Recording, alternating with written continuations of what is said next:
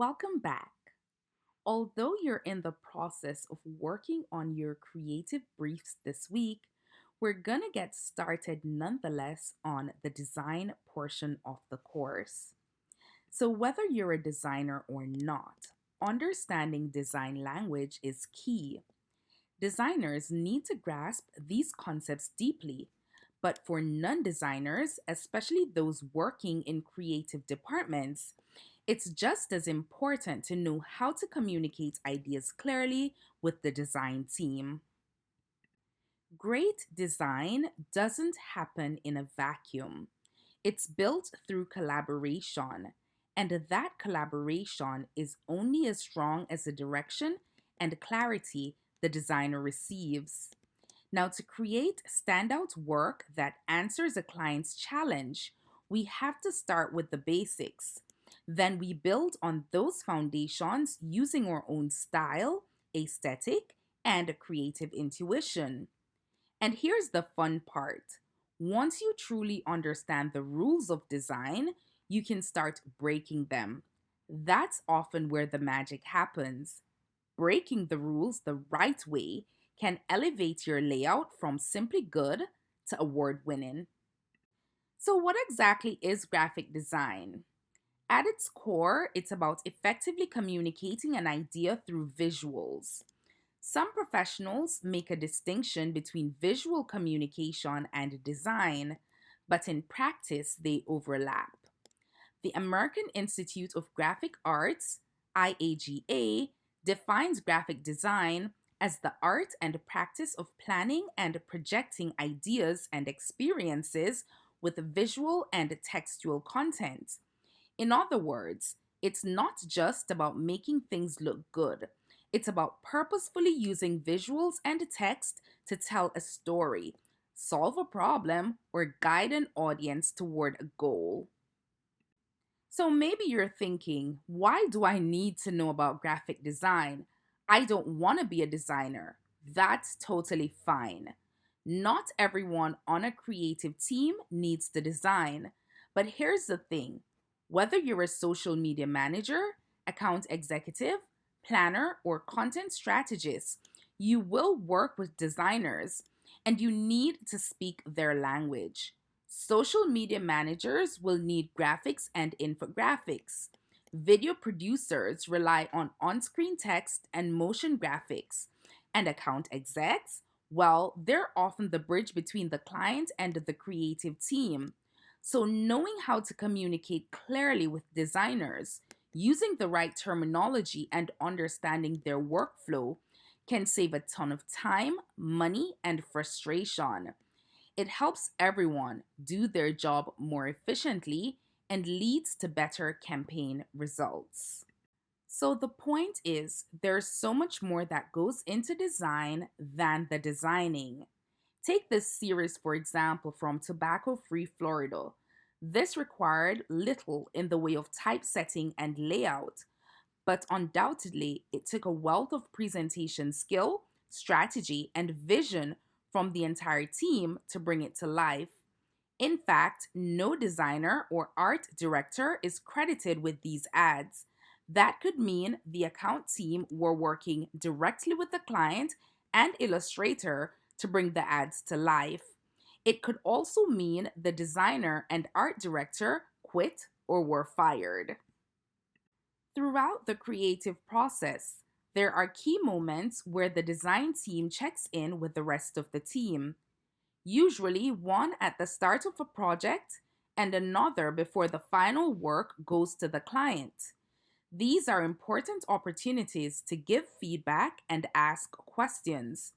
But here's the catch, to give useful, constructive feedback, we need to understand the basic principles of design.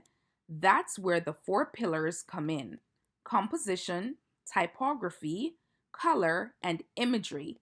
These elements form the foundation of all visual communication.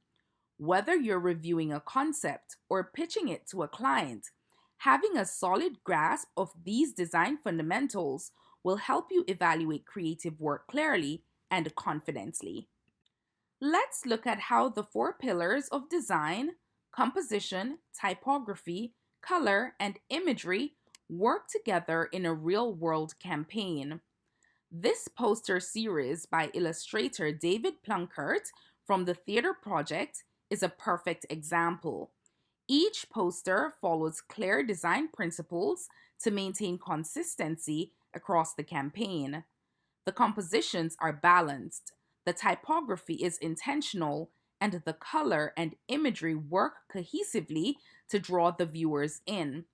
By applying these conventions thoughtfully, Plunkett creates a unified visual identity that not only grabs attention but also tells a story. This is how strong design builds recognition and intrigue through consistency and creative execution. Now, look at this ad series from Brazil, created for Continental, an auto parts brand specializing in tires. The series offers a masterclass in composition and white space. Notice how the designers resisted the urge to clutter the layout with extra visuals like cars or tire specs. Instead, they embraced minimalism. The headline takes center stage and everything else is intentionally left blank. The blank space, also known as white space or negative space, is not wasted. In fact, it enhances the message by directing focus exactly where it needs to be. This is especially important in smaller ad formats where space is at a premium. White space allows the content to breathe, helps the message land, and creates a clean, modern aesthetic that stands out in a busy media landscape. When we talk about composition in design, we're referring to how all the visual elements come together to form a cohesive whole. There are three key aspects to keep in mind: space, balance, and hierarchy. First, let's talk about space. In smaller layouts like social media ads or mobile banners, it becomes even more important to leave plenty of white space, also known as negative space, as I mentioned before. These are areas of your design that are intentionally left blank. This space creates breathing room for the eye, directs attention to what matters most, and helps keep the message clear. Next is balance. Think of design like construction. Just as a building needs foundation, so does your layout. This might be a solid border or heavy image or a bold block of color. Every element, from the headline, the body copy, the logos, need to feel grounded and visually stable. When the layout feels balanced, the viewer is more likely to engage with it. And finally, we have hierarchy. Just like a great story or film, an ad needs a clear path for the viewer to follow: beginning, middle, and end. We guide the viewer using visual cues like size, color, and typography. Typically, the headline is the largest element, followed by the subhead, then body copy, and finally the call to action. This visual order ensures that your message is delivered in the right sequence and that it sticks. When working with content heavy designs like a full page ad, a brochure, or a white paper, it's important to bring structure and clarity to your layout. That's where the grid comes in. A grid helps you organize information in a way that's clean, logical, and visually balanced. It typically involves dividing the space into columns. Using a grid doesn't mean your design will look stiff or boring. In fact, it gives you a strong foundation to build on. It ensures that your headlines, body copy, images, and call to action elements are aligned and spaced consistently, making your layout not only easier to read, but also more professional.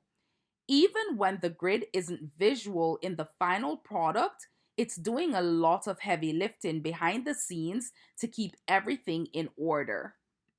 Now that we know what composition is, let's talk about typography. Typography plays a critical role in ad layout, even when it's minimal. Whether it's a headline, a call to action, or just the letters in a brand logo, typography carries meaning and weight in your design.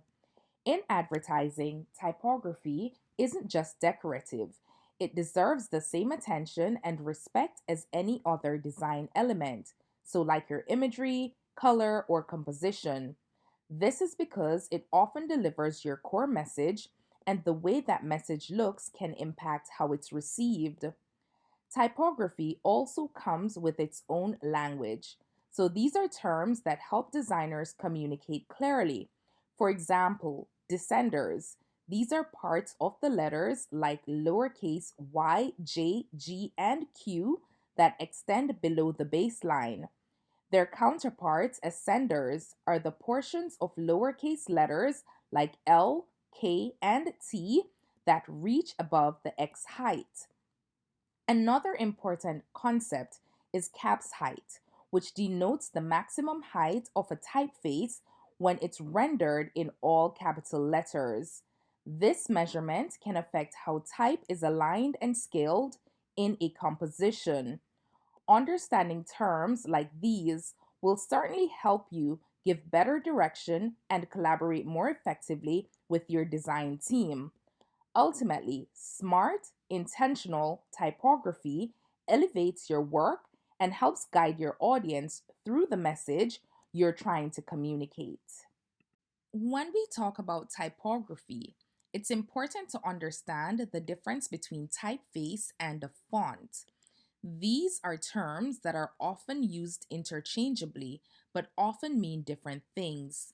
A typeface is the overall design or family of letters like Baskerville, Jill Sands, or Knockout. Think of it as the big umbrella that covers a whole style of lettering.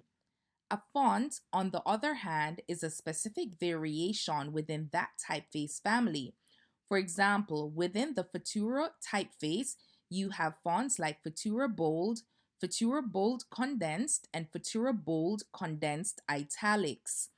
Each font has its own weight, width, and style, but shares the overall design characteristics of the Futura family.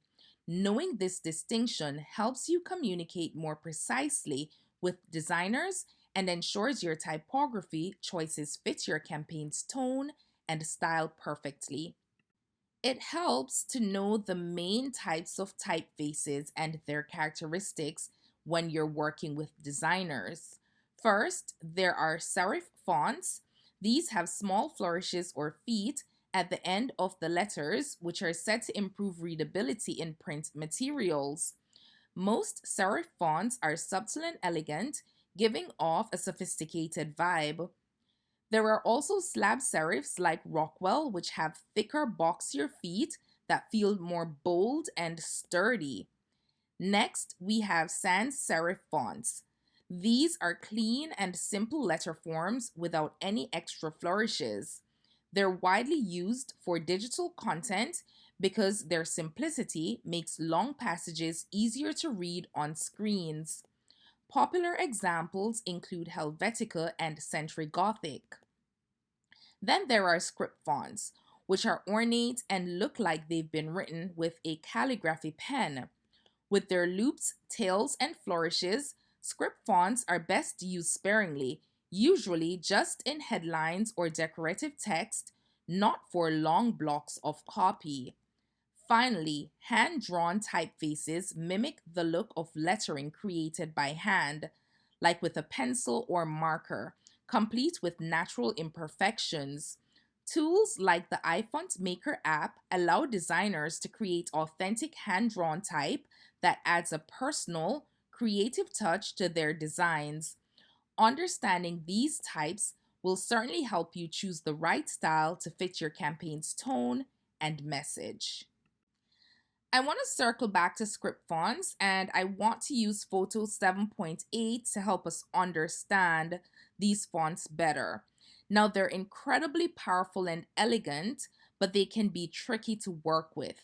So the loops, curls, ascenders, and descenders interact in complex ways, which often mean that any existing script font will present challenges when fitting into your design. When you choose to use script fonts, be ready to adjust and manipulate the letter forms carefully to get the exact look and flow you want. It takes patience, but the results can be stunning and unique. When we talk about the space between letters and lines, three key terms come into play: leading, kerning, and tracking. Leading is a space between lines of text. Increasing the leading opens up a block of copy, making it easier to read and preventing letters with tails like Y and G from colliding with letters like F and T in the line above. Kerning is about the space between individual letter pairs. Some combinations, like A and V, fit together naturally and looked balanced, while others, like W and X, can create awkward gaps. Most fonts have kerning built in, but you might need to adjust it based on your layout. Finally, tracking. Adjust the spacing between letters uniformly across entire words or blocks of text. Together, these tools help you control the rhythm and flow of your typography, making your design both beautiful and readable. When working with typography in a layout, three key elements guide your decisions: size, style, and placement. Size isn't just about fitting text on a page, it's about how it feels within the overall design and how it resonates with both your internal team and the client. The most important message should always stand out clearly to your audience. Style plays a huge role in shaping the tone and emotion behind your words. Choosing the right typeface can completely change how a message is perceived. While it's important to be thoughtful about your choices, don't shy away from experimenting with unexpected styles that could add fresh energy to your design. Placement is about how text relates to other elements, especially visuals. By positioning text close to related images or graphics, you create a natural connection and guide the viewer's eye. Ultimately, your goal is to build a clear, coherent hierarchy that leads your audience through the message effortlessly. All right, so let's talk about imagery, which is the third part of design. Imagery is like designing within a design. It needs careful attention to composition and hierarchy. Consider where headlines and logos sit and how cropping affects the overall feel. When using photos, think about the subject's gaze. Should they look at the camera, away, or toward the content? Ask yourself if the image truly represents your audience or reflects who they aspire to be. Decide whether to use stock photos or if you need a professional shoot with talent. Also, consider whether full color, black and white, or duotone best suits your message. Sometimes one image isn't enough, so plan for insets if needed. When working with images, resolution is key. For print, you need high resolution images of at least 300 dots per inch to avoid grainy or pixelated results. For web, lower resolution works, typically between 72 to 150 dpi. Remember, you can always make an image smaller without losing quality, but never enlarge it beyond its original size. Always ensure your image resolution fits the design needs to keep it sharp and clear. And when a headline or photo just can't capture the message, illustration steps in as a fantastic alternative, especially when you want to add personality. Take this fiery chipotle sauce ad. A realistic photo might have been off putting, but an illustration exaggerates the flavor and fun. Illustration not only highlights features and benefits, but also add a fresh creative vibe to make your layout stand out. Color is the fourth and final part of design that we'll explore in this lecture. Colors are powerful. They can instantly bring a brand to mind. Think green and gold for the Packers, or red and yellow for McDonald's, or even Kelly green for Ireland. Color isn't just decorative, it shapes how we see and remember brands. In fact, nearly 85% of people say color is one of the biggest factors influencing their buying decisions. Choosing the right colors can make or break a brand's success, and that is key to remember. Take photo 7.11 for example. 10 letters, 3 words, and no logo. If this billboard were any other color, it would only confuse the viewer. But rendered in red and yellow, you know you're only minutes away from a Big Mac. So, key to note when working with color, understanding the differences between CMYK, RGB, and Pantone is crucial.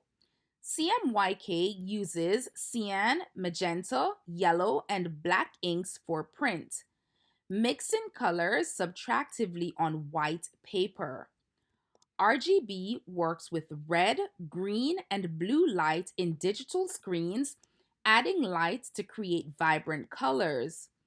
For consistent brand colors in print, the Pantone matching system is used. Pantone ensures precise color matching worldwide with specific codes for coated or uncoated papers and even special finishes like metallics or neons.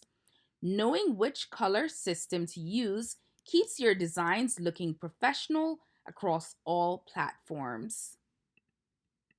Now, how can we apply these design principles to our advertising? Let's start with print. Print advertising remains a powerful part of many campaigns. With thousands of magazines and millions of newspapers sold worldwide, print still reaches a broad audience. A successful print ad typically includes four key elements: a headline, content, visuals, and a logo. Additional features like bulleted lists, icons, and subheads can enhance the message. The impact of a print ad also depends on where it appears, whether it's a full page, inside cover, or a small placement. Multi page inserts offer even more creative possibilities, like die cuts or pop ups, making prints a versatile medium in today's multi marketing mix. When designing a print ad, it's crucial that it aligns with the overall brand campaign. Consistency in typography, imagery, style, and color helps the ad resonate and feel part of a unified message. Also, consider the paper stock. The type of paper affects how ink appears. Newspaper stock absorbs more ink, which can mute colors and cause images or small text to look fuzzy. Lastly, always keep the media context in mind. Whether your ad appears in a financial sector or a golfing magazine, understanding the environment helps you design an ad that stands out and connects with the right audience.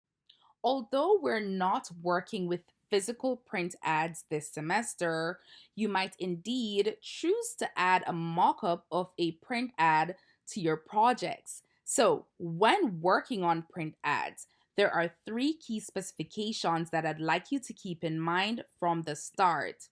First is the bleed, which is an extra area beyond the ad's final size that gets trimmed after printing, usually between 1/8 and 1/4 of an inch. Bleed ensures that if the paper shifts slightly during cutting, no important part of your ad gets accidentally cut off. Next is the trim size, which is the final dimensions of the ad once the excess bleed is removed. Finally, the live area. This is the safe zone inside the trim where all essential content like text and logos should stay to avoid being cut off. For full page ads, keeping at least 3/4 of an inch of padding from the edges gives your design a clean and professional look. Now let's look at how we can apply the design principles to billboards. Billboards have a really tough job. They need to catch attention whether someone is driving by at 80 miles per hour or walking past at 8 miles per hour. Because of this, your message should focus on just one key idea, and the design should make sure that message stands out clearly and quickly. Billboards are like the real world versions of digital ads, always visible but often easy to ignore. That's why they need to make an impact fast, especially since people usually only glance at them briefly. Remember, placement matters. Transit shelters and subway stations are great for outdoor ads because people often see them while they're waiting and they can engage with them longer. When designing for billboards, keep backgrounds simple and clean, use easy to read fonts, usually sans serif, and make sure any URLs or call to action are clear and memorable. Also, with digital billboards, space is often shared among multiple advertisers, which means complex messages don't work as well. Plus, digital displays require careful attention to production specs to keep type and visuals sharp and legible. As mentioned previously, when it comes to billboard design, simplicity is key. The rule of thumb is to stick to one sentence, and even that doesn't need to be complete. The goal is fast impact. To grab attention, some advertisers use extensions. These are creative elements that break out beyond the rectangle. These engineered builds can make a big visual statement but are costly and not always allowed, depending on location. Now, they often lean more on the gimmick rather than the message, so use them strategically. Builds, on the other hand, can turn a billboard into a storytelling device. For example, a billboard might pose a question one week and reveal the answer the next. These installations are expensive, but because they change over time, they're harder for audiences to ignore, especially in high traffic, routine driven areas.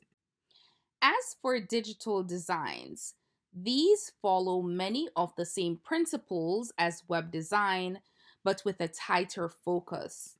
Unlike full websites, digital ad design is typically confined to banner ads and paid placements on social media. The power of digital lies in its flexibility, especially when it comes to movement. Whether it's a looping animated GIF or a short video clip, motion can help capture attention in an otherwise crowded digital space. However, there are limitations. Most platforms enforce strict specifications, from file size and dimensions to how long an animation can run or whether it must remain static. It's important to know these technical parameters from the start. Ultimately, your digital assets should look and feel like part of the broader campaign, but they also need to function independently with a tailored strategy suited to the format and platform where they'll appear. Now, as we continue to look at digital ads, let's talk about infographics. Now, these are going to be key when there's just too much information to explain through paragraphs of text, especially when dealing with numbers, percentages, or comparisons. These are going to be the perfect solution. They take complex data and make it more digestible using visuals that are both engaging and informative. A well designed infographic should tell a story. That means there should be a clear beginning, middle, and end. It should guide the viewer through the content in a logical and visually appealing way without overwhelming them. Illustration will play a big role here. Flat vector artwork helps keep the design clean and avoid unnecessary clutter. And if you're using photography, apply a consistent treatment or color overlay to unify the imagery and maintain a cohesive look. The ultimate goal is simplicity. Infographics are not just about making things pretty, they're about making complicated information easier to understand at a glance. Then there's collateral design. When we talk about collateral design, whether it's brochures, flyers, business cards, or other brand support materials, success comes down to structure and consistency. Start with a grid. Strong grids give your layout a sense of order and professionalism. You can still get creative with pull quotes, images, or cutout visuals, but don't completely abandon the structure. A clean layout is essential for guiding the viewer's eye and maintaining a polished look. Equally important is campaign consistency. That means using the same color palette, the same typography, and maintaining the same tone and personality throughout all pieces. Everything should feel like it belongs to the same visual family. Also, unify your visuals. If you're using photography, it should ideally be shot by the same photographer and in similar lighting conditions. The same applies to illustrations, art styles, and even the treatment of typography. All these details work together to deliver one key thing: professionalism. Consistency across your collateral is what makes a brand feel intentional, reliable, and cohesive. As you continue to work through this course as part of your team, I want you to keep in mind that there's no magic formula for success in design, but there are still a few keys that can help you grow stronger, more confident, and more creative in your work. First, develop a thick skin. Design is subjective, and that means not everyone will love what you create. Criticism is inevitable, but the ability to move past rejection or feedback without letting it stop you is critical. Every no is an opportunity to improve, and every hard moment makes the wins even more rewarding. Next, you'll need to practice constantly. Don't wait for a class assignment or a paid gig to get better. Keep a sketch pad with you. Jot down color combinations you see in nature or fashion. Clip images from magazines. Experiment with new layouts. Reimagine logos from brands you like or the ones you dislike. Take on small freelance jobs for friends or family. Build your portfolio, one personal project at a time. This hands on practice is where real growth happens. And finally, you'll need to look and learn. The best designers are also excellent observers. Spend time studying the work of top creatives. Websites like Communication Arts and Ads of the World feature award winning designs from around the globe. Notice trends, techniques, and typography. You'll find that Europe, for instance, often pushes boundaries in ways the US doesn't, and that's something to be inspired by, not intimidated by. Success in design is about mindset, discipline, and a constant curiosity. Keep pushing yourself forward.